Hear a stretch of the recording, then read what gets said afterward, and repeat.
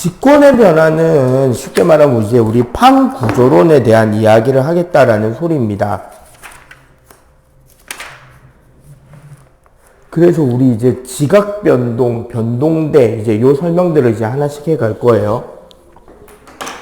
자.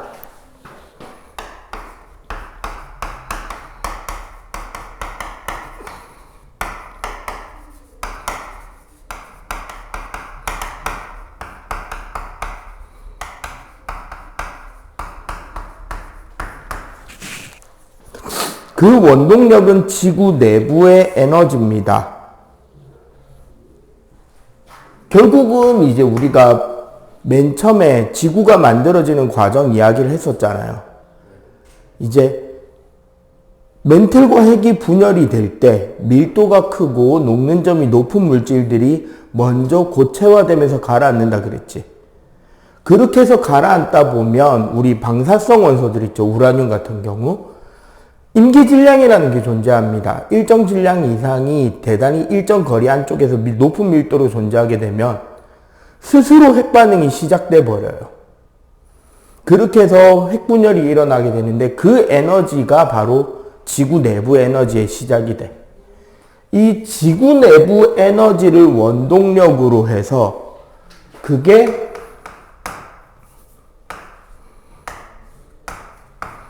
외핵을 거쳐서 멘틀 대류를 통해 결국 판의 이동으로 이어지게 만드는 게 원동력인 거죠. 그러면 결국 우리가 요 판이 이동하는 과정에서 쌓이는 스트레스 같은 경우 이런 것들이 쌓여서 지각이 변동하는 겁니다. 그래서 결국은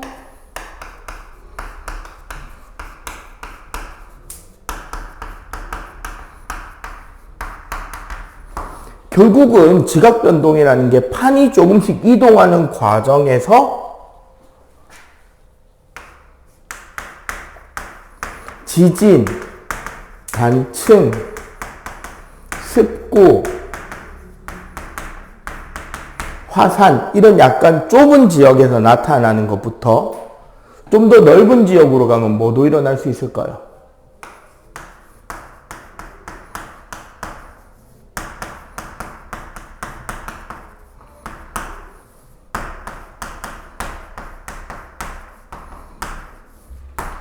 대륙이동, 조산운동, 조륙운동 이런 것까지 이제 확 범위가 넓어지게 되는 거예요. 근데 조산운동 같은 경우는 습곡산맥이 만들어지는 거고 조륙운동은 땅 자체가 융기하거나 침강하는 걸 말해요. 땅이 솟아오르는 거, 땅이 가라앉는 거.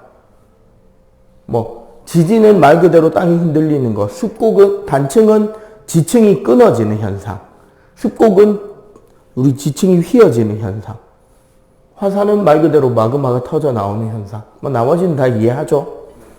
이런 것들이 일어나는데 이런 것들이 일어나는 게 결국은 뭐다? 에너지적 관점에서 보면 땅 속에 있던 에너지가 지표로 분출이 되는 거죠. 라고 이해를 하시면 되겠다는 거죠.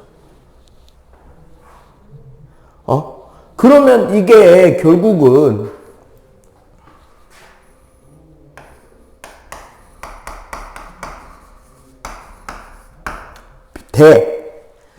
여기서 대라는 거는 지대, 벨트를 말해요. 밴드라든지 벨트. 어떤 영역을 말하는 건데, 변동대, 말 그대로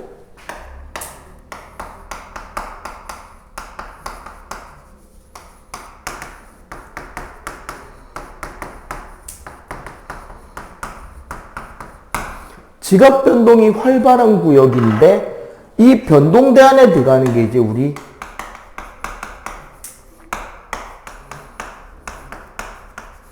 간단하게 말해서 화산대와 지진대인데 결론적으로 말하면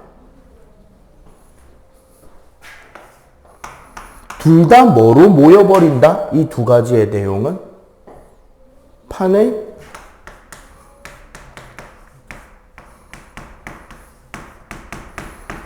대부분이 판의 경계에 해당한다.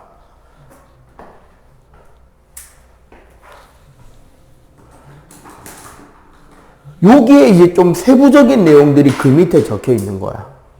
뭐라 적혀 있어요? 화산대와 지진대는 자, 첫 번째 거의 일치한다. 두 번째 대륙의 경계에 위치한다. 주로 대륙의 경계 판에 대부분 일치한다. 주로 대륙 주변부에 나타난다. 지진대 범위가 넓다. 그 다음에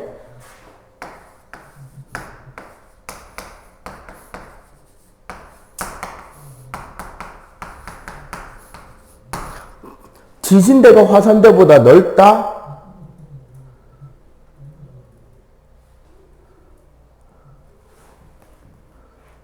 자, 그리고 재밌는 거 태평양에서는 그 주변에서 대서양에서는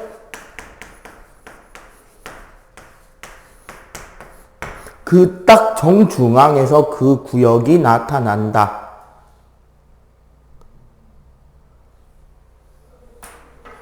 그리고 요거 있잖아. 지진대가 화산대보다 넓다. 이건 이거죠. 화산이 터질 때는 반드시 지진이 나죠. 근데 있잖아. 지진이 생긴다고 화산이 터지지는 않습니다.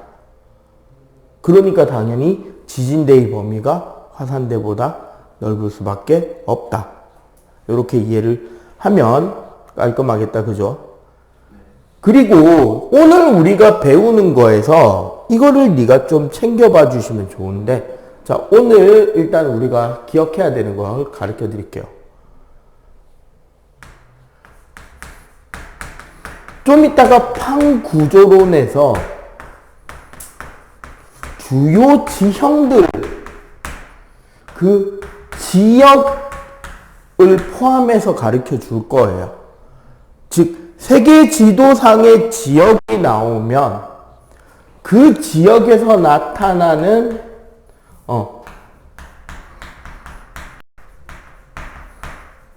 그 지각 변동의 특성을 정확하게 이해를 하면 돼. 그러니까 어떤 식으로 하면 되느냐? 이렇게 하면 좋아요. 무슨 형 경계?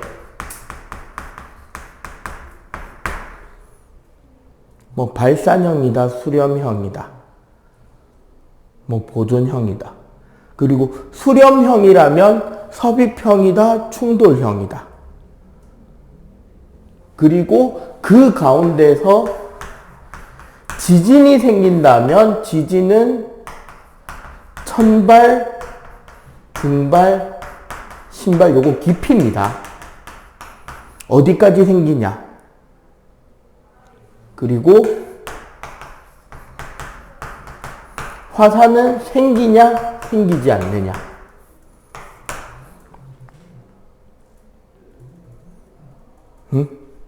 혹시 명칭이 있으면, 그 지역에 명칭이 있으면 명칭까지 해서 요 세트를 딱 외워두시면 돼요. 지도상에 보고.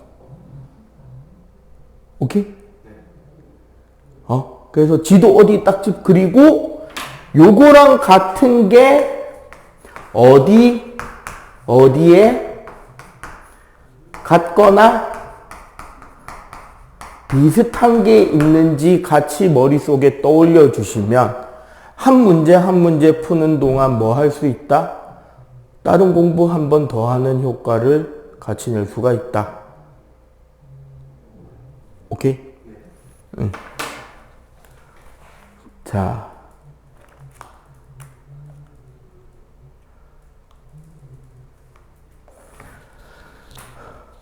이제 팡구조론 이야기를 할 건데,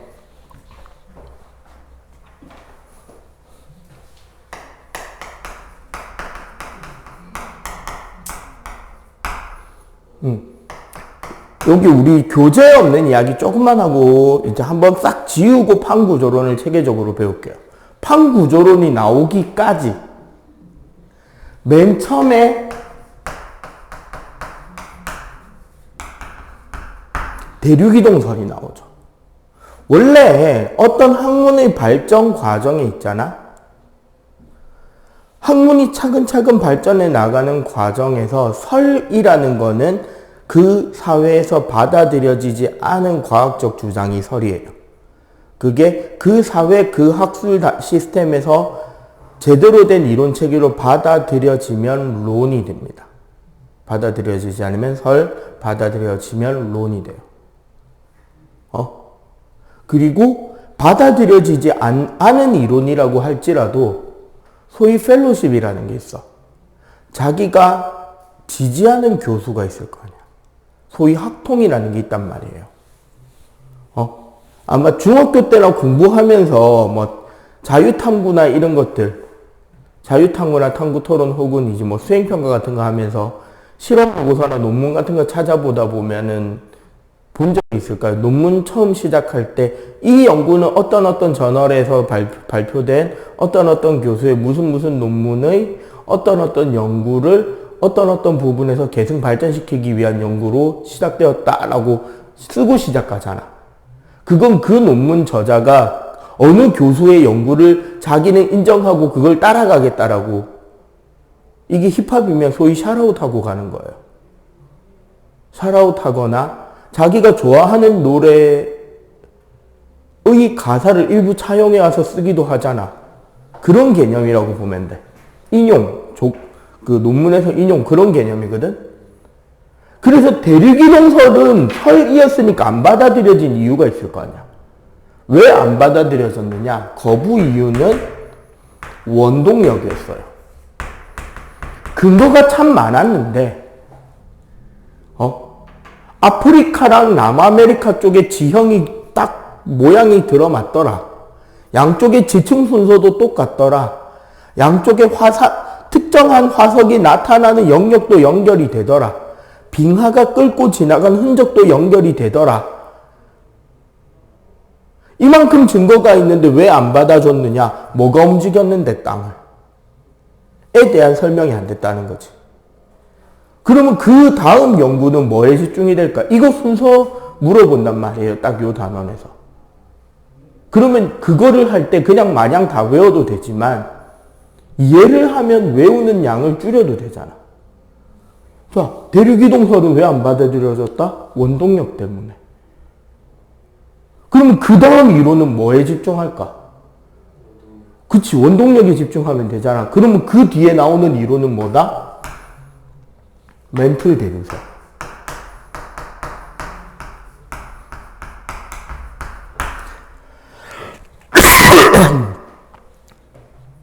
지각 밑에 있는 멘틀은 일부 대류 현상이 일어나고 있고 그 멘틀의 대류 때문에 그 위에 있는 지각이 움직여 다닌다. 지각이 움직여 다니는 현상 때문에 대륙이 움직였다. 얘도 설이죠. 안 받아들여졌다는 소리잖아. 왜? 근거는? 근거 내놔라. 멘틀이 대류했다는. 있어. 그래서 그 다음 논문이 뭐가 나오냐면 해저 확장설이 나와요.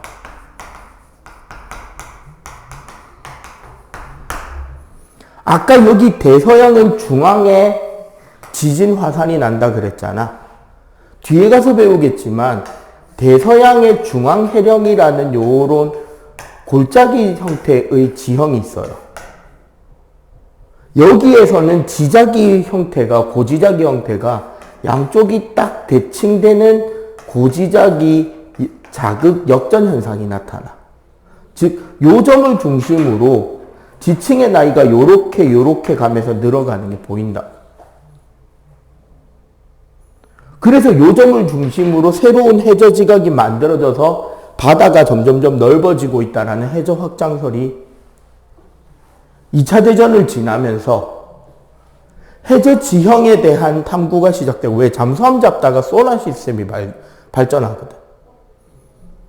지금은 그걸로 뭐 하고 있냐면 어군 탐지하고 있죠. 초음파 쏴가지고 밑에 지형을 잴 수 있게 됐단 말이야. 그러다 보니까 대서양 한가운데 길쭉한 골짜기가 있는 산맥이 있네. 그리고 꼭 그거 뭐자고 조사하다 보니까 이런 지자기 변화도 나오네.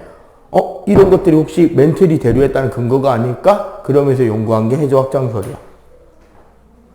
이것까지도 채 받아들여지지 않고 있다가 최종적으로 다 묶어서 완성된 이론이 판구조론이에요.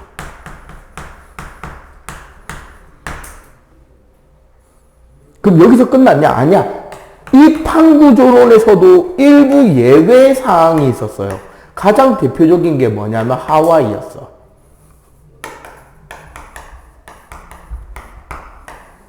원래 판구조론대로라면 판의 경계에서 화산이나 지진이 터져야 되는데 하와이는 태평양판 한가운데서 화산이 터지고 지진이 생겼거든요. 판의 경계랑 아무런 상관이 없는데 화산과 지진이 터지잖아. 그거 어떻게 되는 거냐 하면서 핫스팟, 이제 열점 이론이나 이런 것들도 막 나오다가 지금은 현재 어떤 이론으로 결정나 있냐면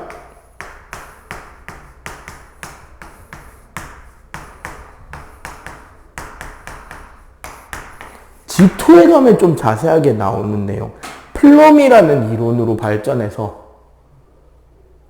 플럼이라는 큰 멘틀 전체를 아우르는 큰 흐름이 있고 이 흐름의 한 가닥이 하와이 쪽으로 가서 거기에서 계속 에너지 상승되는 부분 때문에 화산이 사실은 한 자리에서 터지고 있는 거야.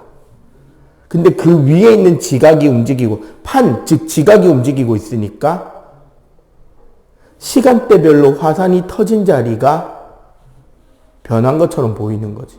그러면 거꾸로 뭐 할 수 있다?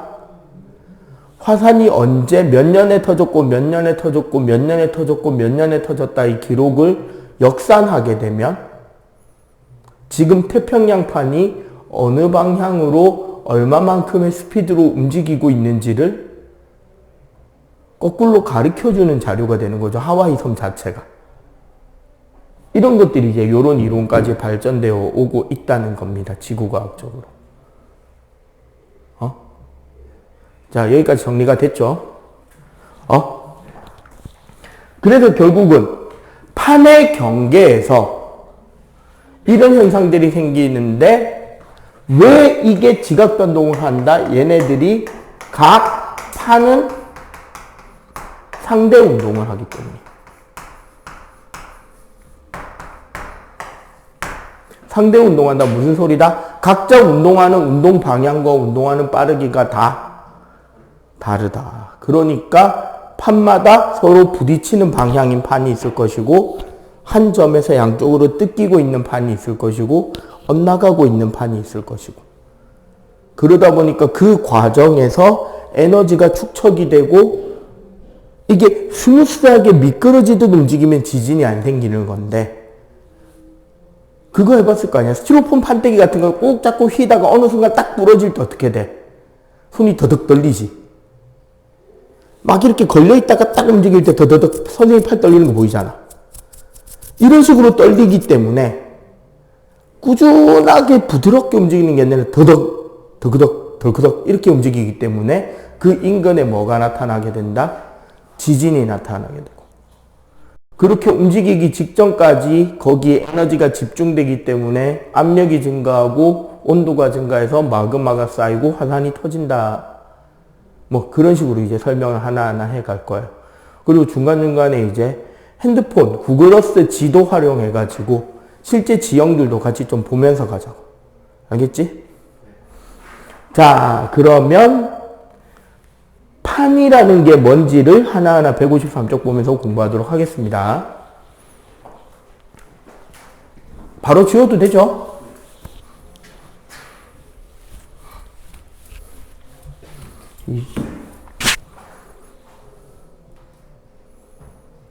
내신 관리 더 잘해주게 같은 학교 사고하라. 자, 봅시다. 판.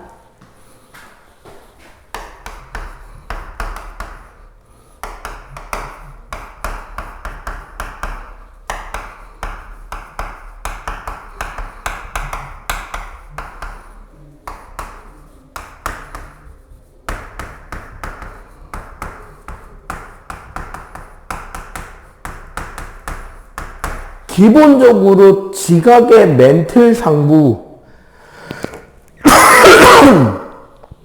100km 정도까지의 암석으로 된 부분을 판이라고 합니다. 이제 대신에 요거 그림을 잘 이해해야 되는 게 우리 지각이 있잖아요.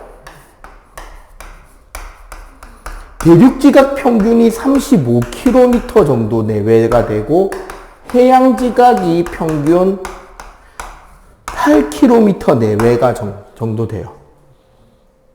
즉 지각 자체가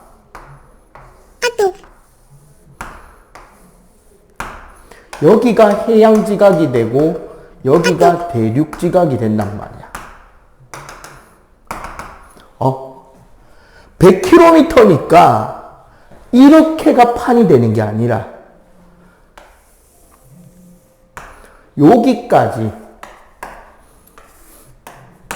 여기까지를 우리가 뭐라고 본다? 판이라고 본다. 약간 요런 느낌 나게. 그러니까 100km 정도인데 판 자체가 어떻다? 대륙지각이 두껍고 해양지각이 얇은데 대륙지각 쪽에 판도 더 깊이까지 들어가 있다는 거야. 그러니까 이 두께는 거의 균일하게 이렇게 가는 느낌으로 잡혀 있는 걸로 확인이 됩니다. 이해가 되죠? 요렇게 되고 이 판 아래쪽 부분이 바로 뭐가 된다? 이 판 아래쪽에는 400km 정도까지 연약권이라는 형태로 존재를 해요. 이 연약권이 참 재밌는 상태인 건데 분명 고체인데 뭐가 일어난다?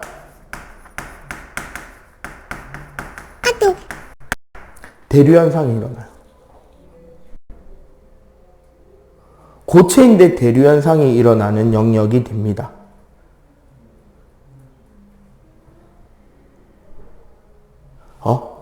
그리고 이 판은 요 윗부분, 그러니까 여기서부터 여기까지가 요 판인데 이거는 어떻게 된다? 지구 표면이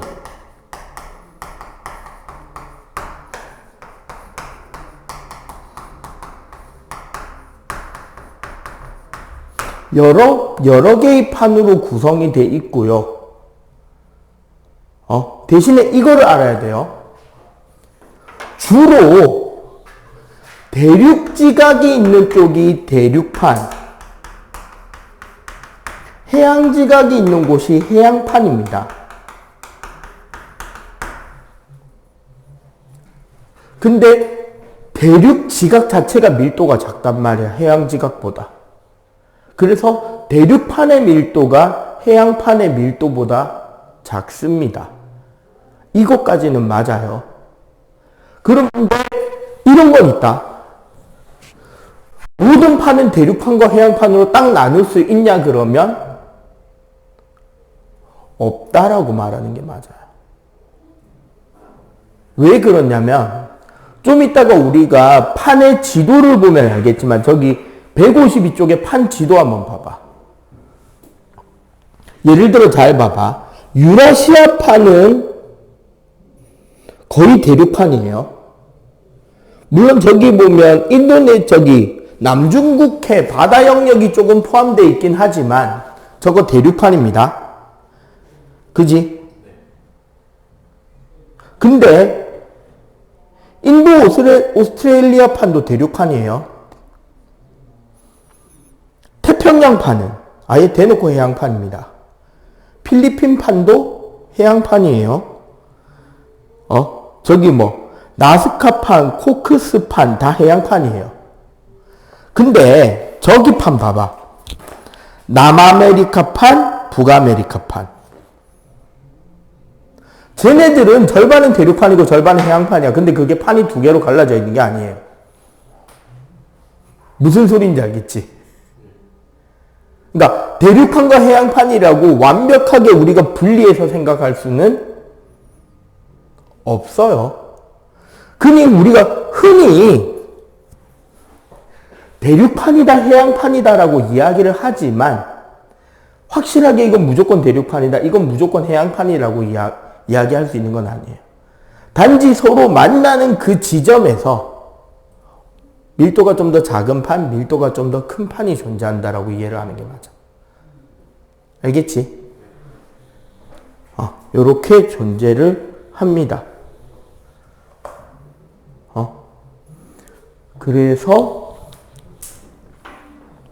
그리고 기본적으로 여기서는 밑으로 갈수록 밀도가 크다. 이거 이제 쉽게 말하면 부력이라는 느낌으로 이해를 하시면 돼요. 실제 부력이 맞아. 그러니까 대륙지각이나 해안지각은 멘틀 위에 떠 있는 개념이잖아. 그리고 판은 연약권 위에 떠 있는 개념입니다.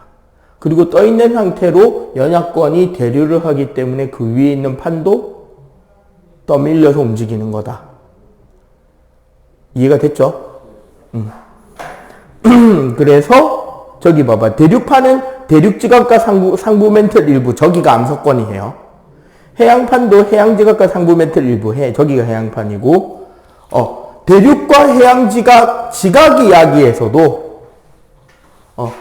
여기가 밀도가 작고 여기가 밀도가 크다. 이거는 이제 암석 성질 때문에 그래요. 그 주로 이루는. 그리고 이 멘틀 연약권의 대류가 결국은 멘틀 연약권의 대류가 사실은 해양판을 움직이는 거고 대륙판은 그 해양판에 떠밀려 다니는 경우가 더 많은 거예요. 요렇게 해서 좀 더 발전하면 플럼 이론으로 연결이 됩니다. 이해가 되죠? 자, 그러면 판이동의 원동력 부분만 조금 설명하자면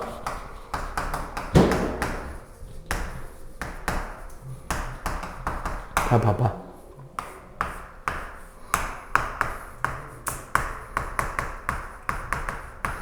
멘틀 대류가 상승하는 부분이 있고 멘틀 대류가 하강하는 부분이 있다면 그 사이에서는 이렇게 수평으로 이동해 갈 거 아니야. 그러면 요 위에 떠 있는 판은 이쪽으로 떠밀려 갈 거고 그럼 이쪽에 있는 판은 요렇게 떠밀려 가겠지. 왜? 요 부분은 요로 이동해 갈 거 아니야. 그죠? 또 요쪽에서는 요쪽에 오는 흐름이 있으니까 요쪽에 있는 판은 또 요쪽으로 접근해 오겠지. 대략적으로 이렇게 움직이잖아. 우리는 이런 구조에서 요쪽 부분을 뭐라 부른다? 발산형. 봐봐. 요 선에서 양쪽으로 퍼져나가니까 발산형. 얘는 요 경계로 모여들잖아. 이렇게 모여드는 경계를 수렴형이라고 합니다. 알겠죠? 줄들을 많이 적는 게 좋은 게 아닌 거라고 저는 생각합니다. 왜냐하면 선생님이 개인적으로 나도 참 외우는 거 싫어하는 스타일이고 원래 부산 남자들은 글자 긴 것도 싫어하죠. 글자 외우는 것도 싫어하는 건 당연한 거고. 그래서 많은 양을 암기할 때 글자라는 거는 상당히 불편해요. 차라리 네가 그림을 많이 그려보면서 이미지화시키고 그 이미지를 보고 네가 말을 풀어서 말할 수 있는 연습을 반복하다 보면 그림을 몇 장 그려놓고 설명하는 게 그리고 그 그림을 머릿속에 담아놓는 게 이해가 빨라요. 그래서 선생님 필기할 때 보면 글보다 그림이 많지 종종. 그리고 요런 느낌으로 네가 공부를 해놓잖아. 나중에 대학 가서 PPT로 발표할 때 참 도움이 될 겁니다. 화면에 줄 쫙 글 적어놓고 다 읽는 PPT 졸라 구린 거 알잖아. 제목 간단하게 한두 개, 필요한 그림, 이미지 하나 정도 딱 띄워놓고 달달달달달 털면 되죠. 이렇게 발산형이 뭔지 수렴형이 뭔지 딱 머릿속에 박아놨지. 자, 그러면 이제 요거 보면서 154쪽 빈칸부터 한번 채워봅시다. 자, 일단 경계는 크게 발산형, 수렴형, 보존형 요렇게 가는데 여기에 보면 발산형, 보존형, 수렴형 순으로 돼 있거든. 그 이유가 있습니다. 발산형 경계 옆에 보존형 경계가 붙어오는 경우가 많아서 그래요. 자, 첫 번째 발산형 경계.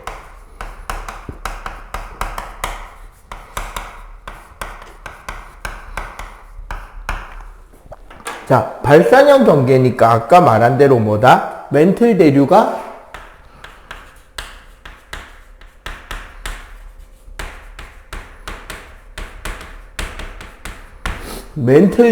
상승하는 곳입니다. 자, 여기서 이제 중요한 건 이거예요. 책 교과서랑 조금 다른 내용으로 설명을 할 건데, 봐봐. 멘틀 대류가 상승하게 되면, 요 위에, 판의 하부에서 중부에 열에너지가 모이면서 마그마가 형성이 될 거고, 그죠? 이 상승된 멘틀 대류는 여기서 갈라져서 이제 좌우로 이동해 가겠죠. 맞지? 그러면 이 위에 있는 우리 판은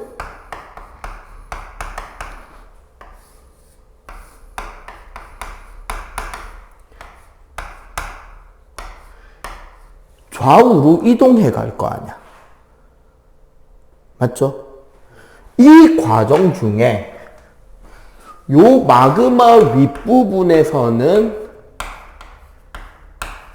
화산이 터질 거고, 그지?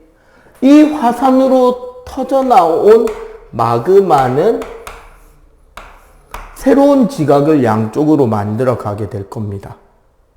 사실 요 화산이 터지는 구조를 좀 더 디테일하게 그리면 요런 형태로 소위 열곡이라는 형태로 생기는 거야. 그 골짜기가 생긴다고요. 요렇게 솟아올라서 요렇게 양쪽으로 퍼져나가는. 근데 이게 이 열곡 부분이 여기서 중요한 건 이 열곡이라는 게 보통 지상에 있는 것을 열곡대라고 하고 해저에 있는 것을 해령이라고 분리해서 설명을 한단 말이야. 그래서 열곡대는 대륙판과 대륙판의 경계처럼 설명하고 해령은 해양판과 해양판의 경계처럼 설명하는데 사실 그게 아니에요. 뭐냐면 실제로 여기서 이 판이 붙어있던 판이 찢어지는 거잖아. 붙어있던 판이 찢어지는 거고 지금 여기 생긴 요 부분 있죠. 요 부분. 이거는 지금 뭐냐면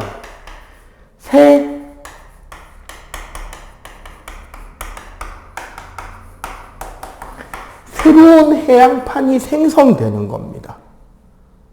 대륙판이 생기는 게 아니라 해양판이 생기는 거예요. 정확하게 말하면. 요 열곡대가 존재하는 곳이, 이 열곡대가 존재하는 지형이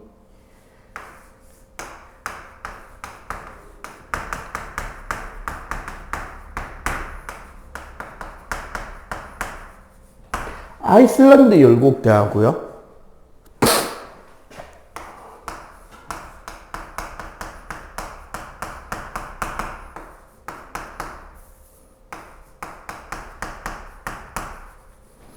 동아프리카 열곡대라고 있습니다. 해령 중에 가장 유명한 해령이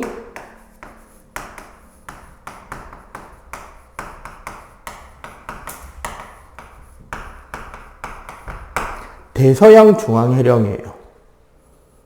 참고로 태평양 중앙해령도 있는데 태평양 중앙해령은 태평양 중앙에 있는 게 아니라 저기 칠레 앞바다에 있거든. 좀 이따가 쉬는 시간에 내가 세계 지도 구글 지도 켜놓고 녹화 잠깐 꺼놓고 구글 지도로 세계 지도로 각 지역들 위치 한 번 더 보여드릴게요. 이거 위성 지도로 보면 다 보이거든. 지역들 특색이. 대서양 중앙해령과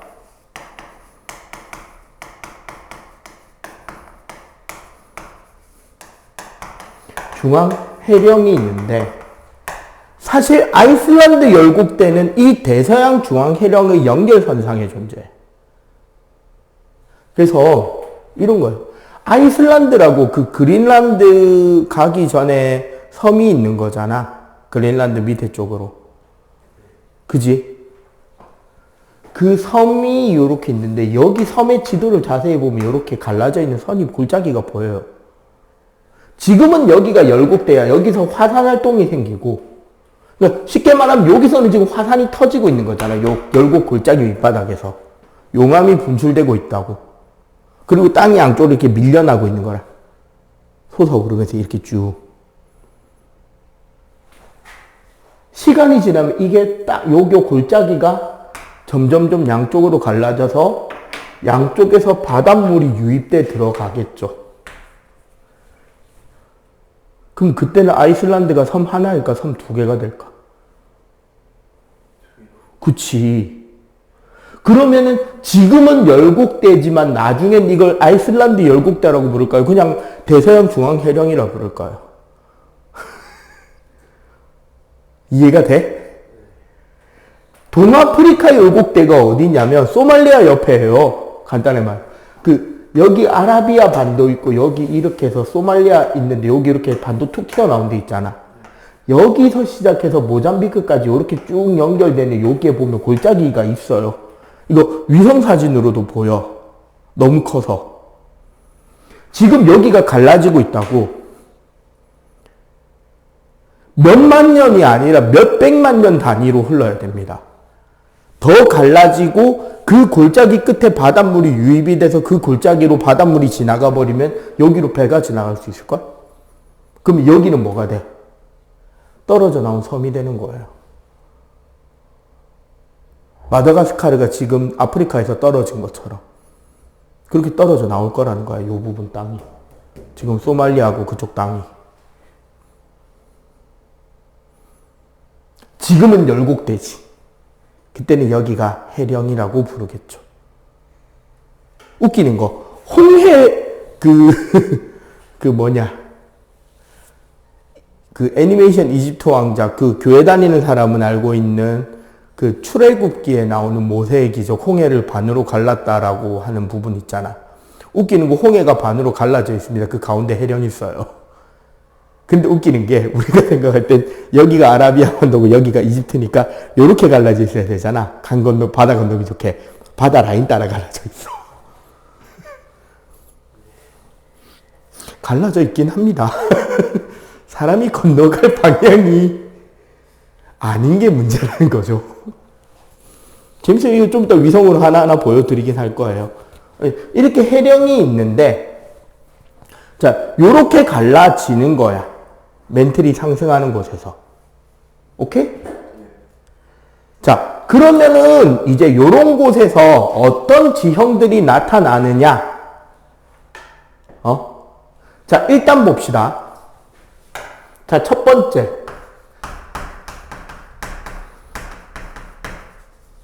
지각 변동으로 아까 뭐라 그랬죠? 지진은 여기서는 천발형 지진이 생깁니다.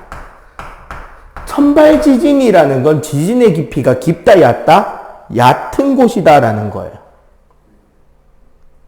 응? 왜? 생각해봐. 여기 우리 지도 잘 봐봐. 야, 여기서 땅에 실제로 진동이 생길 만한 위치는 실제로 땅이 찢어지고 있는 여기 말고 지진이 생길 때가 있나? 화산 터지고 땅 찢어지는 저기 말고는? 왜? 이 밑으로는 다 녹아 있어서 손들림이 생길 포인트가 아니에요. 맞지? 그럼 여기서만 지진이 생겨? 당연히 천발 지진인 거야. 그리고 두 번째, 화산은 생기고 있죠. 화산 터지고 있잖아, 열곡에서.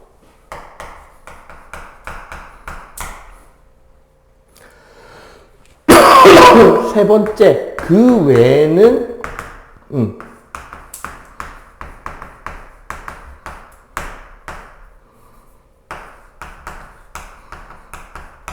정단층이라고 해서 양쪽으로 잡아당겨지는 장력에 의한 단층이 생깁니다.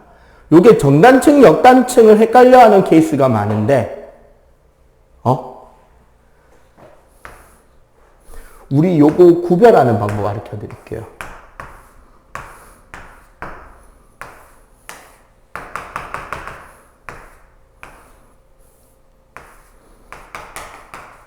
지금 요 층과 요 층이 키층으로 봐서 여기랑 여기랑 같은 층이어야 되잖아.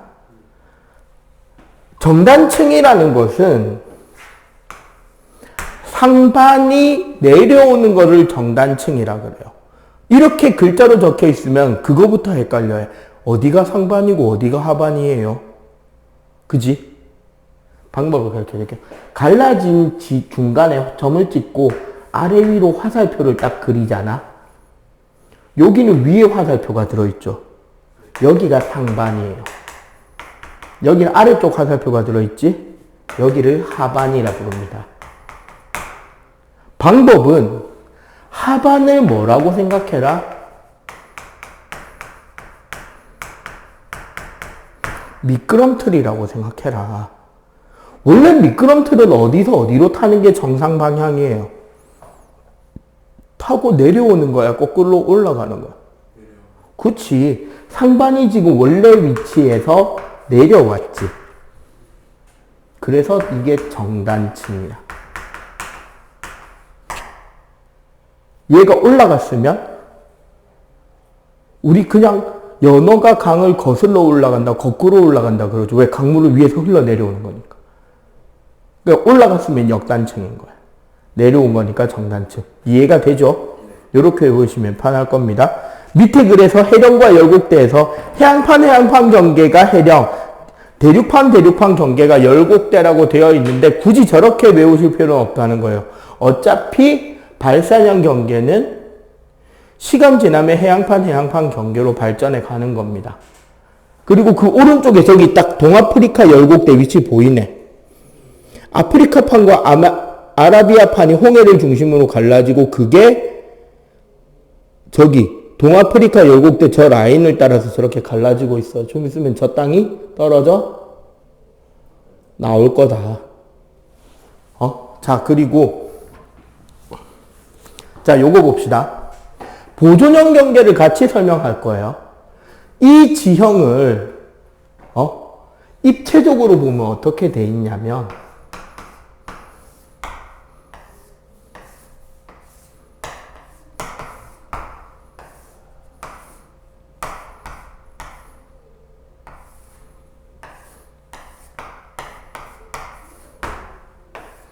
약간 요렇게 돼 있어. 그러니까 쉽게 말하면 요 라인이 열곡인 거야. 요 라인이 열곡이에요.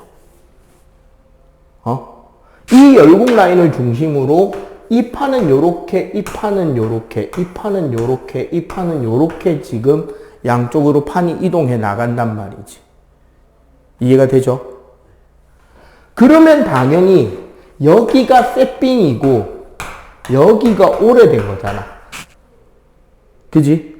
그러면 여기에 퇴적층의 두께를 생각하면 여기는 얇고 여기는 퇴적층의 두께도 두꺼워지겠지.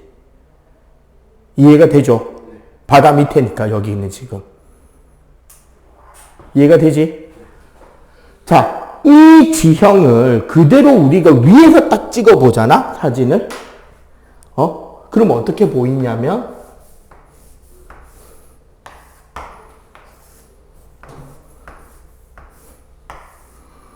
요런 식으로 위성사진이 찍힌다고. 그러면 여기가 열곡, 여기가 열곡인 거지. 이해가 되죠? 그러면은 여기서 열로 가고 여기서 열로 가고 여기서 일로 가고 여기서 일로 가고가 되죠. 이해가 되지? 자, 여기서 요 부분 있죠, 요 부분. 내가 지금 여기 골뱅이 쳐놓은 부분. 응? 여기가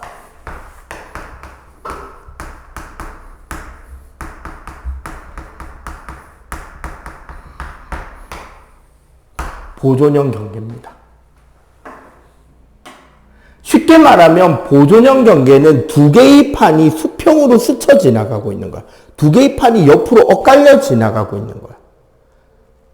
판의 이동 속도, 진행 방향이 서로 엇갈려 지나가고 있기 때문에, 그지? 생각해봐. 여기는 여기로 가고 있고 여기는 여기로 가고 있으니까 엇갈려 지나가면서 진동이 생길 거 아니야. 요 보존형 경계에서는 역시 지진은 천발형 지진이 생기고요. 대신에 화산은 생기지 않습니다. 화산이 생길 만큼, 마그마를 만들 만큼 에너지 축적이 되지 않아요. 저 단층계에서는. 이해가 되지? 가장 대표적인 지형은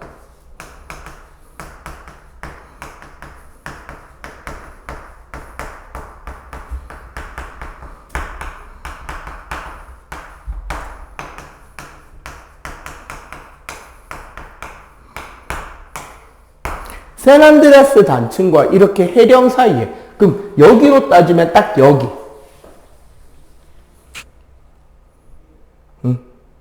샌안드레아스 단층과 해령 있는데 요렇게 해령 연결부에 전부 다 보존형 경계가 존재를 하게 됩니다.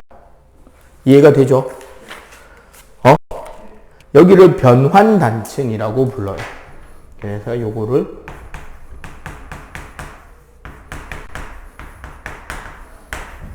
변환 단층이라 부르고, 이 보존형 경계에서 제일 많이 물어보는 재밌는 질문이 뭐냐면, 선 그어놓고 나이 그래프 물어보기. 무슨 소리냐 봐봐. 요 1번 그래프는 1번 그래프 A에서 B까지를 나이 그래프를 그리잖아. 그럼 여기 A, 여기 B를 그리면 대충 여기서부터 이렇게 나이 그래프가 그려지겠지. 그죠? 근데 봐봐. 요 보존형 경계를 기준으로 요렇게 해서 C, D를, 여기가 D점, 여기를 C점을 놓고 나이 그래프를 그리잖아. 그럼 어떻게 되게? 여기가 C, 여기가 D. 자, 어느 경계선을 기준으로, 맞지? 여기서 D까지는 여기가 나이가 일정한데 짧죠? 여기서 C 부분은 거리가 길지? 그럼 암석의 나이가 어떻게 나온다? 요렇게 나와요. 알겠어? 무슨 소린지? 이거 은근히 통과해서 까다로운 문제로, 처음 보면 이해 잘 못하는 문제인데 까다로운 문제로, 아마 우리가 이제 요거 한 바퀴 돌고 3월달 개학과 동시에 그 다음 이제 내가 문제풀이책까지 와서 문제 풀면서 이제 이게 왜 그렇게 풀려야 되는지 풀이 방법 같은 거 가르쳐 주면서 다시 복습 시작한다 그랬잖아. 그 책에 저 문제가 있을 거예요. 이제 요런 것들이 보이게 된다는 거지. 알겠지? 요런 것들까지 볼 수 있으면 보존형 경계, 해령 발산형과 보존형이 이렇게 연결이 된다. 이런 걸 알 수 있고, 그래서 이 보존형 경계와 관련해서 그 영화 두 개가 망작이죠. 순수하게 영화적 상상력이 가득한 작품인 거지. 첫 번째가 그 명절 되면 TV에서 틀어주는 영화가 있습니다. 볼케이노라고. 그 맨인블랙의 맨인블랙 1에 나오던 그 나이 많은 아저씨가 샌프란시스코인지 로스앤젤리스인지 재난관리팀장인데 로스앤젤리스에 화산이 터졌다. 지하철 튜브관을 통해서 용암이 흐르고 있다. 이러면서 지금 난리 났을 때 결국 막판에 빌딩 하나 넘어뜨려 가지고 그걸로 뚝을 쌓아서 마그마를 바다로 흘려보내는 그런 재난 영화가 있어요. 두 번째가 그 The Rock, 드웨인 존슨이 주인공이 된 샌안드레아스 단층대의 급격한 변화로 해안가 쪽에 절벽이 붕괴하면서 생긴 메가 쓰나미가 샌프란시스코 금문교를 덮치면서 샌프란시스코 도시가 큰 위험에 빠지고 그래서 주인공 드웨인 존슨이 가족과 함께 샌프란시스코를 구하기 위해 날아다니는 히어로급 영화 영화 샌안드레아스.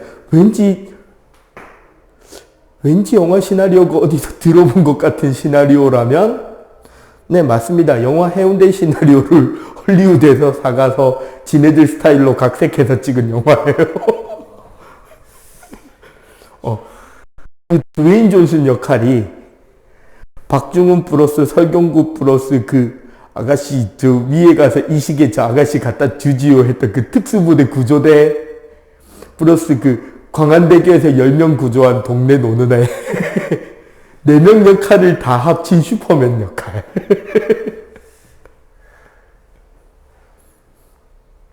원래 미국 애들은 그런 히어로 좋아하잖아. 근데 이제 그거죠. 그런 큰 지진으로 쓰나미가 생길 단층도 아니고요. 화산은 더더욱 안 터집니다. 알겠지? 자, 이거 일단 정리 좀 해놓고. 그 다음에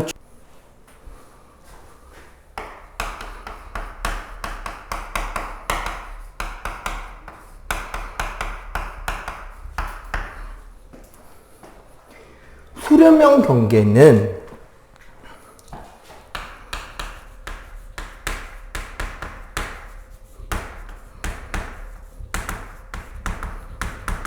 멘틀 대류가 하강하게 되고요.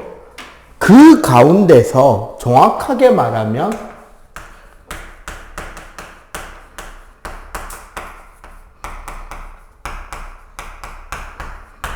해양판의 소멸이 일어납니다.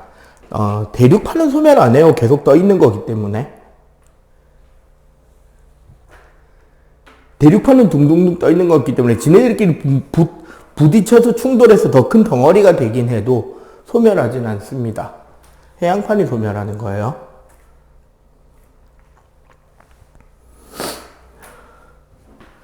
자, 쉽게 말해서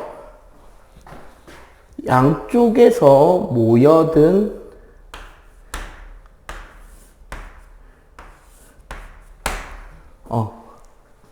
멘틀이 서로 부딪혀서 가라앉는 곳에서 생기는 거고, 그로 인해 그 위에 있는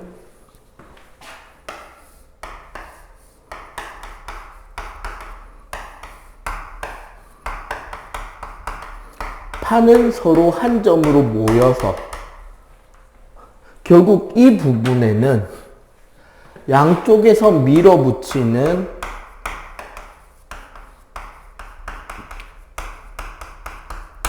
횡압력이 작용을 하는 것이 기본 틀이 됩니다.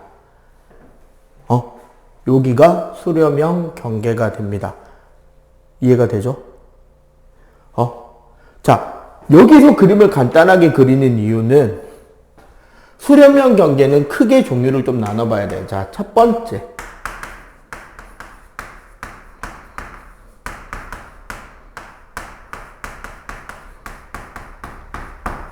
충돌형 경계. 충돌형 경계라는 것은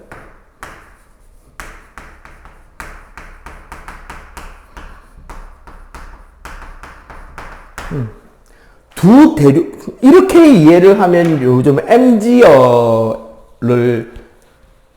적극적으로 쓰는 거죠. MG, MZ, 자강두천. 자존심 강한 두 천재의 대결? 그러니까 결국 두 개의 큰 대륙판이 수렴형 경계에서 충돌을 하는 것을 상정하는 거예요. 근데 여기서 우리가 간과하는 거는 두 대륙이 충돌한다는 말은 사실 요 사이에 뭐가 있었다는 소리야. 바다가 있었죠. 바다가 있었다는 말은 바다 밑에 이미 뭐가 있었다?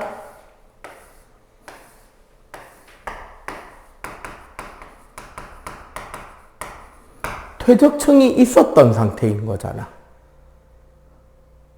이 상태에서 두 대륙판이 짜부가 되면 어떻게 될까요? 간단히 실험할 수 있어.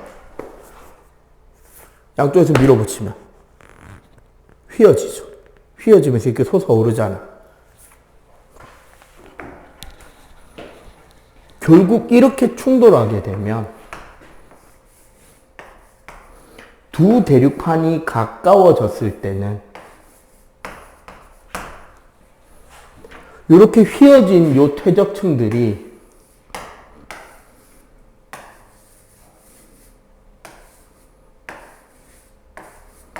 요렇게 습곡을 이루면서 아래 위로 솟아오르게 됩니다. 이렇게 해서 만들어지는 이 지형이 바로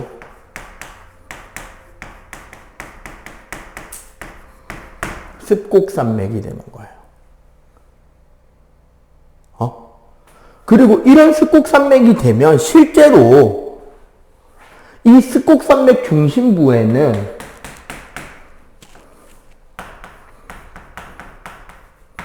마그마가 생기기도 하고 이 마그마 중심부 부근에는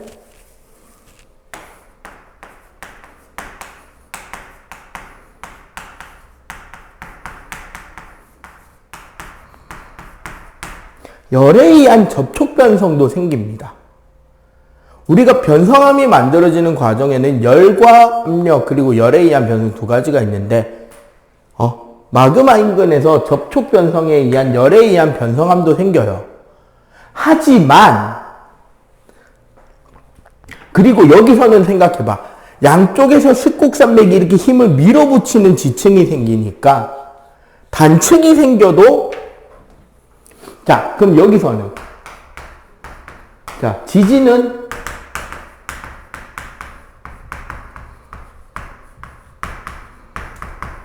천발에서 중발 정도까지. 자, 지진이 생기는 위치가 자, 지진이 생기는 깊이가 요 습곡이 생기는 라인을 따라서 생기잖아. 근데 요 정도 깊이까지 해봐야 천발에서 중발 정도의 깊이라고 합니다. 두 번째, 화산은 없어요. 쌤, 마그마 생긴다며. 마그마가 생기긴 하는데 두꺼워서 안 터져.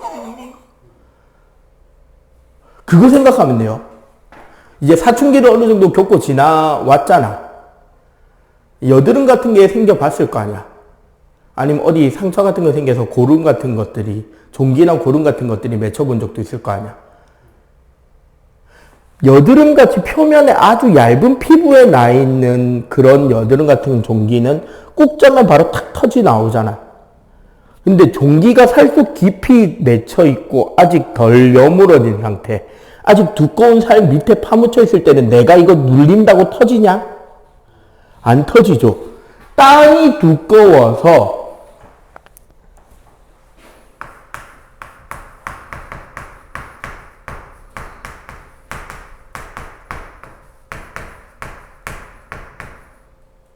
지각이 두껍고 튼튼하기 때문에 화산이 터질 정도는 아니에요. 그래서 일반적으로 거의 대부분 여기서는 화산 활동은 없다고 보시는 게 맞습니다.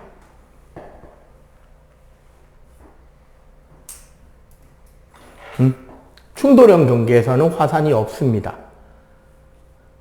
그래서 세 번째, 주요 지형은 바로 뭐냐면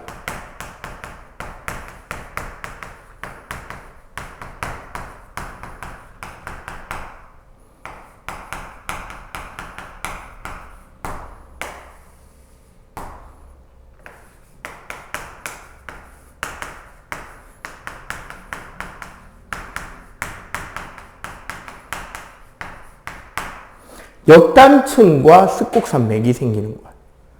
아까 우리가 말한 건 정단층이었죠. 역단층은 어떻게? 하반부가 내려가 있고 상반부가 올라가 있는 형태의 단층이 생긴다. 오케이? 그리고 여기 알프스 히말라야 조산대라는 건 쉽게 말해서 알프스 산맥에서 히말라야 산맥에 연결되는 것까지 높은 산지가 쭉 이어집니다. 이것 좀 이따가 세계지도에서 보여줄 거예요. 대략 어떻게 연결되냐면 알프스에서 우리 소위 동유럽이라고 부르는 곳 있잖아요. 유고 체코 그쪽에 고산지대 그쪽을 지나서 터키 고원 그리스 뒤에 스파르타 지역 우리 데살로니카 고원 지대를 지나서 터키도 고원이죠. 이란도 고지대지. 아프간 고지대 통해 가지고 히말라야까지가 산맥으로 쭉 이어져요. 그 라인이 이 알프스 히말라야 조산대라고 부르는 습곡산맥층입니다. 그러니까 정확하게 말하면 인도, 오세아니아, 아프리카, 아라비아 판이 유라시아 판을 들이받으면서 밀려 올라간 산줄기예요.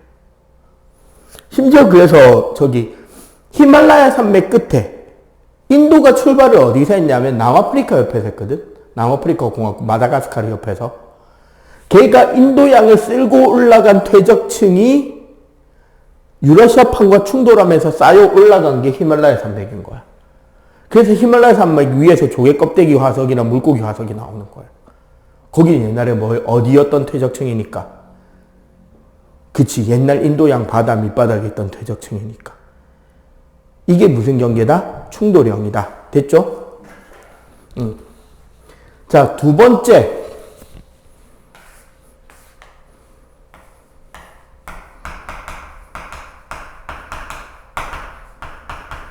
서비평 경계. 서비평 경계는 어떻게 보셔야 되냐면, 보통 대륙판과 해양판이라고 부르는데,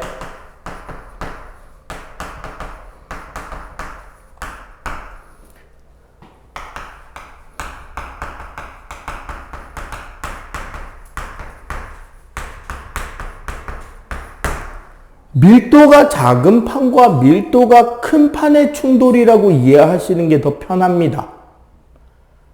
왜냐하면 해양판과 해양판이 충돌할 때도 판마다 밀도가 조금씩 다를 거 아니야. 구성하고 있는 광물이라던가 지각의 두께나 지각의 밀도는 지역마다 다를 거니까.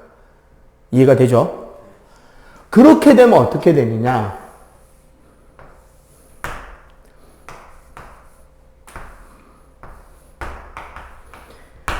이게 해양일 때도 그림이 똑같게 나와요, 사실. 충돌하게 되면 얘가 밀도가 크니까 대륙판 아래쪽으로 해양판이 파고들어 버릴 거 아니야. 그러니까 해양판이 이렇게 밀려 들어가요. 그러면 대륙판 약간 이런 느낌이 나게 깎여 들어갈 거 아니야. 그지? 그러면 이 라인을 따라서 지진이 생기겠네? 맞지? 여기에 보면 요 V자 형태로 매우 깊은 바다 골짜기가 생기죠. 우리는 이 지형을 해구라고 합니다.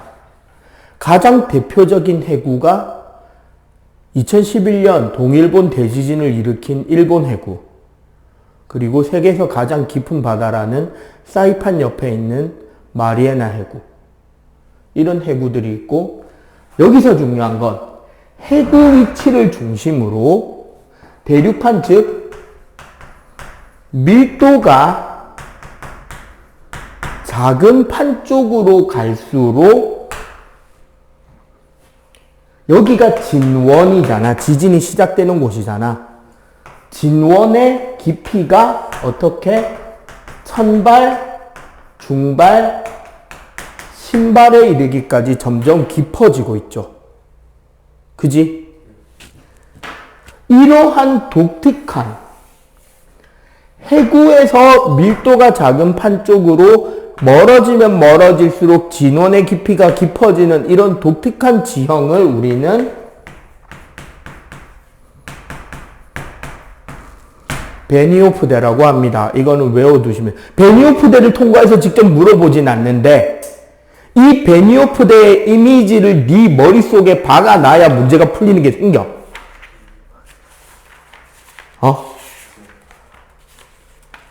극단적인 예를 찍어볼까? 저기 11번 봐봐. 163쪽에.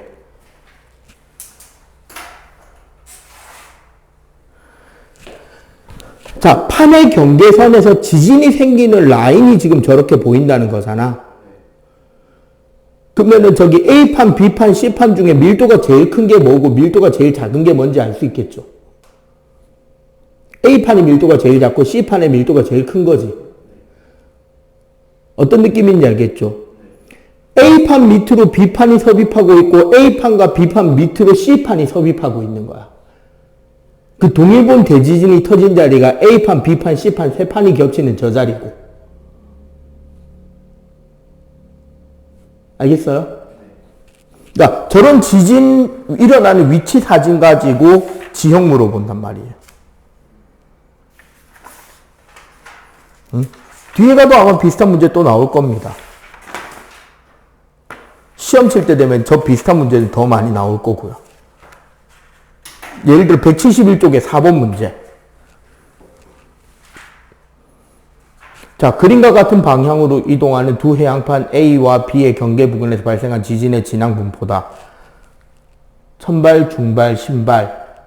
B 쪽에서 A 쪽으로 갈수록 지금 점점 지진의 깊이가 깊어져 가죠. 근데 A 이동 속력이 1년에 6cm야. 그럼 B의 이동 속력은 A보다 빨라야 돼? 느려야 돼? 빨라야 되죠. 왜? 지금 여기는 수렴형이야? 발산형이야? 수렴형이라면 B가 A보다 빨라야 따라잡아서 밑으로 파고들고 있겠지. 저거 베니오프대라는 게 입체적으로 느껴져야 된다는 거예요. 저 지진의 깊이, 저 변화로. 알겠어? 이 모양을 보기 전에 저 자료만 보고는 이 모양 이해가 안 돼 있으면 저거 백날 봐도 이해가 될까? 안 된다는 거지. 그래서 그림이, 이미지가 중요하다고. 비슷한 거 있네, 바로. 165쪽에 4번.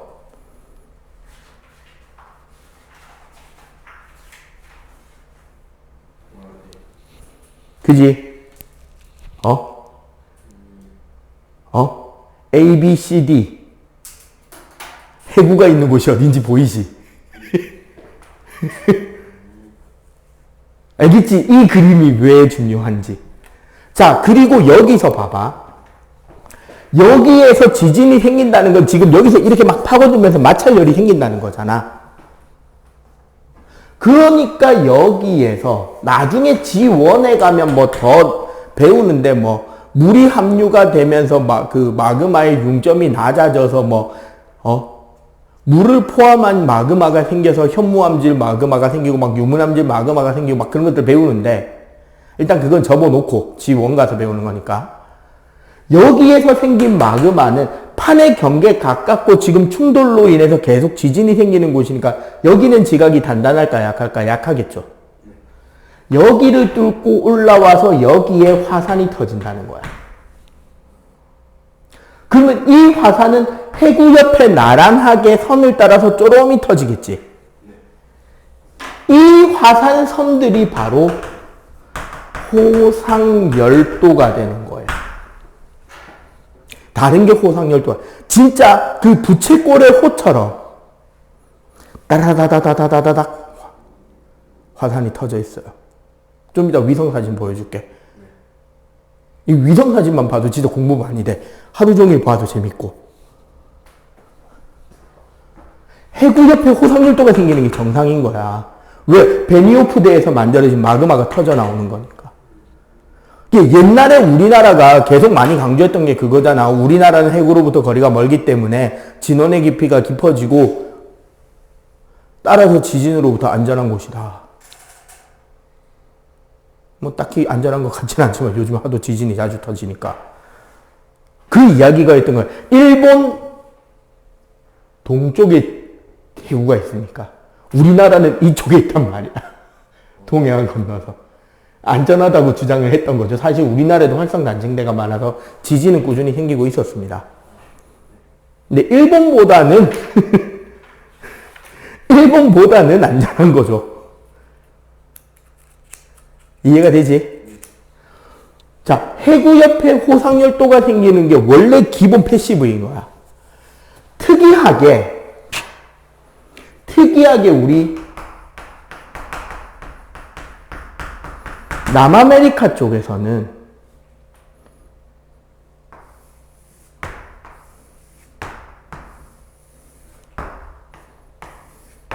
여기에 습곡 산맥인 우리 대표적인 안데스 산맥,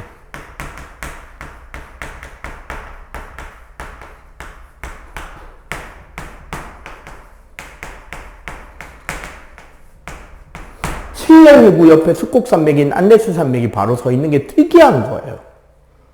여기만 이래. 남미에. 나머지는 다 호상열도야.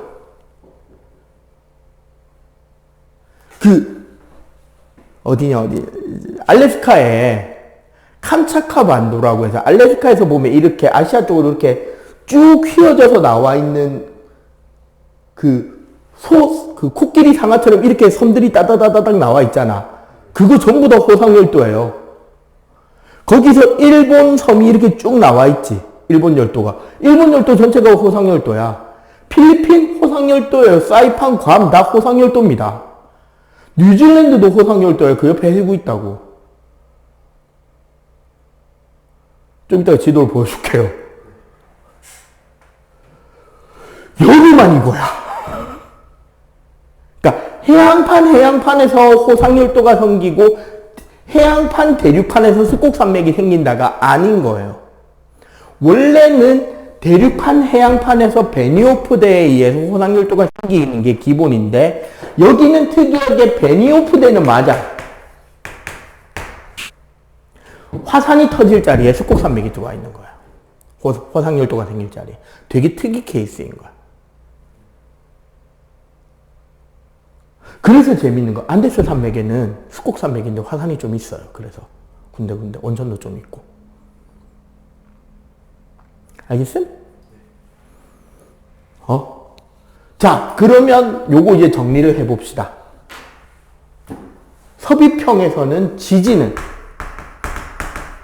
천발에서 중발 지나 신발까지 요쪽에 뭐가 있다? 해구에서 멀어지는 쪽으로 가면서 진원의 깊이가 증가한다. 화산은 호상열도를 중심으로 화산이 터진다. 그리고 주요 지형은 일본, 캄차카 반도, 남미의 안데스 산맥 등이 대표적인 호상열도 라인이다. 오케이? 네. 자, 그 밑에 화산지진 요거 설명은 잠깐 끊었다 가고 아니다. 여기서 한번 잠깐 끊자. 잠깐 쉬었다가 좀 이따가 세계 지도 한번 하나하나 좀 찾아보도록 합시다. 잠깐 쉬자.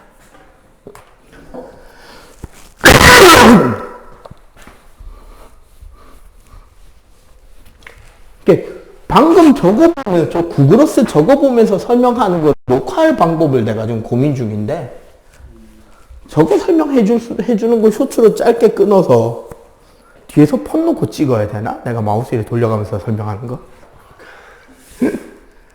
고민을 좀 해봐야겠다. 저거는 쇼츠로 짧게 찍어가지고 올릴만 한데. 자, 화산. 결국 땅 속의 마그마가 분출하면서 생기는 것이 화산이잖아. 근데 이거 생각해야 됩니다. 보통 마그마라고 이야기하는 것은 고액기 상태가 다 섞여 있는 상태를 마그마라고 불러요. 얘네들이 밖으로 빠져나온, 지각을 뚫고 나와서 터져 나오는 거를 화산 활동이라고 하고, 그렇게 해서 빠져나올 때, 자, 기체는 우리 보통 화산 가스라 그러는데, 수증기가 대부분이고요. 그 외에는 이산화탄소, 이산화황, 또 뭐 나오냐? 황화수소. 얘가 냄새가 끝장납니다. 썩은 내 나요, 썩은 내. 계란 썩은 내가. 요렇게 되고요. 갑자기 얼굴이 왜 이렇게 뻘겋게 나오냐?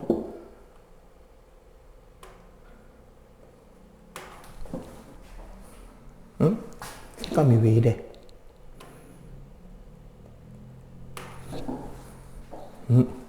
더 이상하다.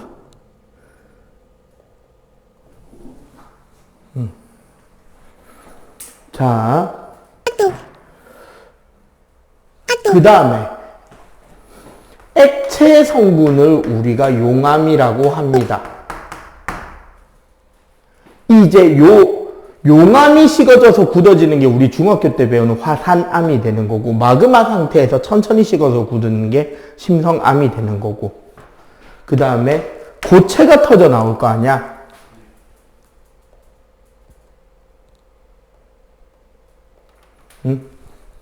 자, 고체가 터져 나오게 되는데, 이제 고체를 우리는 화산 세설물 혹은 화산 분출물이라고 부르는데, 지금 저기 우리 책에는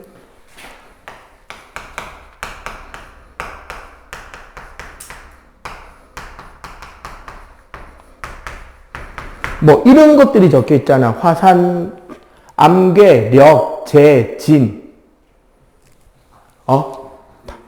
화산, 암괴, 화산력, 화산탄, 화산재, 화산진. 이거 크기 순입니다.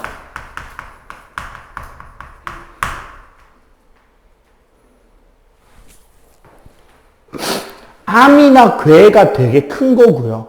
보통 우리 사람 머리 크기 이상. 우리 자갈이 섞여 있는 퇴적암을 여감이라 부르죠. 그 력, 총알 같은 거, 탄, 재, 진, 먼지 이런 거를 진이라 그래. 그래서 요쪽으로 오면 이제 입자가 더 작아지는 거고. 이제 요런 것들이 이제 분출이 된다라고 생각하면 됩니다. 부정적인 건 당연히 재산의 파괴, 자연 파괴, 그다음에 뭐 사람이 죽거나 다치고 뭐 항공기 운항에도 차질이 생기고 등등등 안 좋은 것들이 쭉 나오겠죠. 극단적으로 선생님이 대학교 때인가 아니면 이 강사생활 초창기인가 기억에 러시아에서 챔피언스 링그 하는데 결승이 영국 팀 두 팀인가 그랬어요. 스웨덴에 화산 터져갖고 비행기 타고 못 갔잖아, 러시아까지. 화산이 큰 게 터져가지고. 애들 어떻게 갔냐고요? 기차 타고 갔어요. 영국에서 프랑스에 온 뒤에 프랑스에서 떼즈베 타고 독일 가서 이체 타고 기차 타고 유럽 전체 비행기가 못 다녔어. 돌아갈 수가 없었다니까. 기차 타고 왔다고 기차 타고 왔어요. 선수들도. 그 대신에 긍정적인 영향을 기억을 좀, 이제 시험 문제는 화산의 경우는 긍정적인 요소가 많이 나옵니다. 거기 보면 광상, 보통 우리가 광맥이라고 부르기도 해요.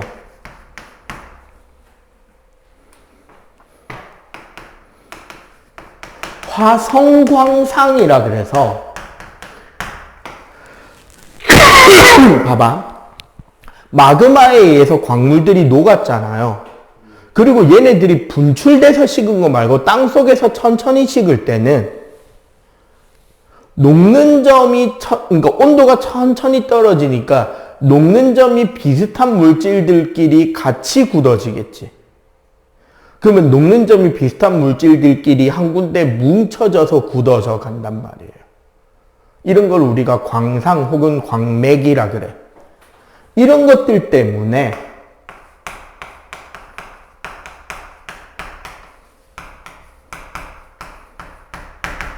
귀금속에는 히토류가 나옵니다.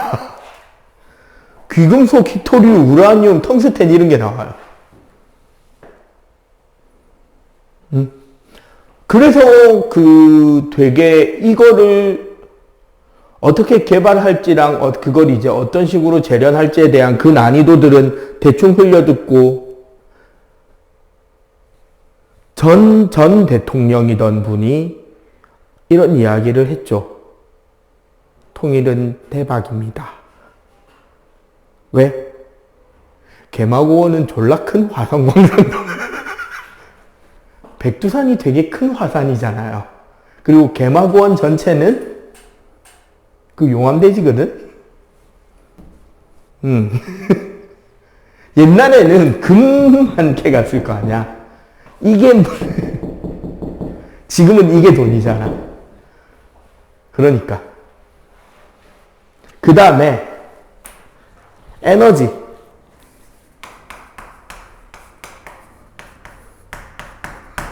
그리고 이 지연은 그거 말고 관광자원도 되죠.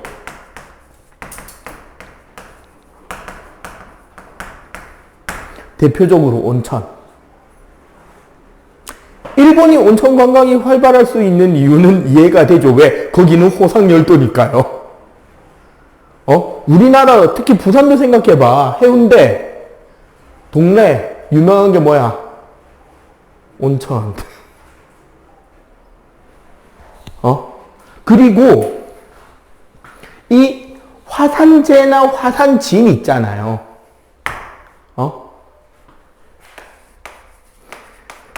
용암대지나 화산재는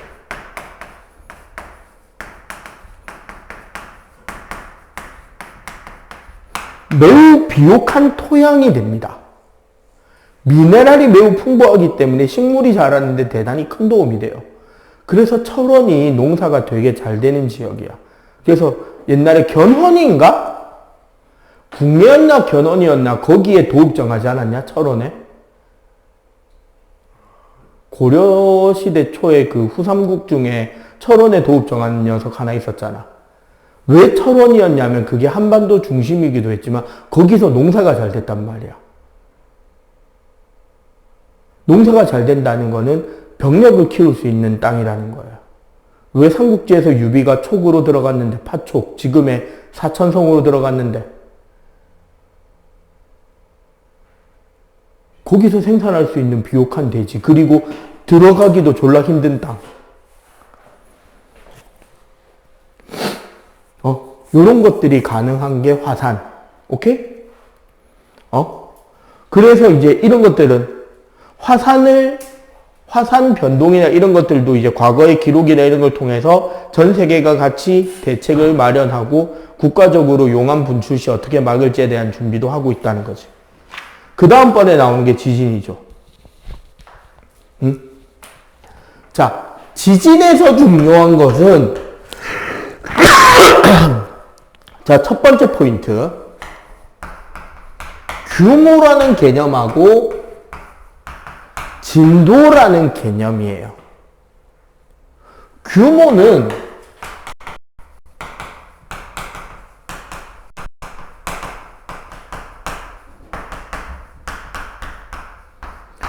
진원에서 분출된 에너지량으로 비교하는 거고, 분출이란다, 방출된.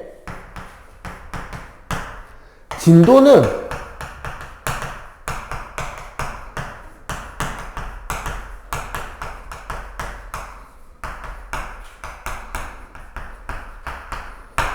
관측소에서 측정된 흔들리는 정도예요. 그러면 그 지진이 얼마나 강력한지를 객관적으로 보려면 규모가 좋아, 진도가 좋아? 규모가 좋은 거죠. 왜? 그래서 규모는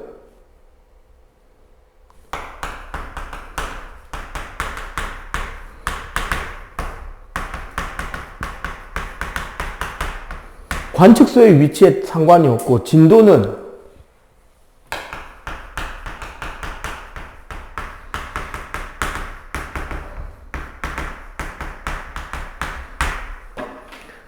관측소가 진원에서 멀수록 약하게 측정이 되겠지. 그러니까 우리가 느끼는 거는 진도지만 그 지진이 얼마나 강력했는지를 이야기하는 건 규모가 되는 거죠. 이해가 되죠? 그래서 이런 것들 때문에 이제 건물이 무너지고, 얼마 전에 일본에서 또 큰 거 하나 터졌죠. 도로가 끊기고 쓰나미가 생기고. 하지만 뭐 이런 걸 통해서 지구 내부 구조라던가, 그 다음에 저기 보면 인공지진으로 지하자원을 찾는다. 저게 무슨 소리냐면요, 지진파도 파동이잖아. 파동은 그 매질의 소재 재료에 따라서 전달 속력이 다르거든. 예를 들어 석유 같은 액체 공간이 차지를 하고 있으면은 P파는 통과가 되는데 S파가 끊기는 영역이 나타나겠죠. 혹은 무거운 금속들, 중금속들이 모여있는 곳이라면 진입파의 전달 속력이 갑자기 어떻게 될 거다? 그 부분에서 빨라져 버리는. 그래서 인공적으로 지진을 일으켜서 그 속에 어떤 종류의 지하자원이 어느 정도 규모로 있는지를 뭐 할 수 있다? 가상적으로 측정할 수 있다는 거지. 직접 다 파보지 않더라도.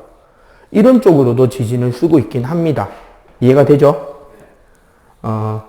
그래서 이제 뭐 이런 걸 통해서 지진을 일부러 일으켜 봐서 이런 거에 대해서 안전한 곳에다가 원자력 발전소라든가 댐이라든가 이런 걸 지어야 되는데, 사실 우리나라는 대충 지진에서 안전하니까 수도권에서 멀고 옆에 공업단지 많고 하니까 대충 여기 영남 지역에 대충 다 때려박았죠, 원자력 발전소들을. 그게 이제 30년이 지나서 지금부터 이제 문제가 되기 시작할 때가 됐는데 이제 큰일입니다. 난 개인적으로 그렇게 생각해요. 오케이? 그러고만 이제 그 외에 이제 이런 것들은 이제 다양한 대처 방법이 나오고 하는데, 몇 년 전에 이제 졸라 웃긴 일이 하나 있었죠. 요거는 비방용이니까 스톱.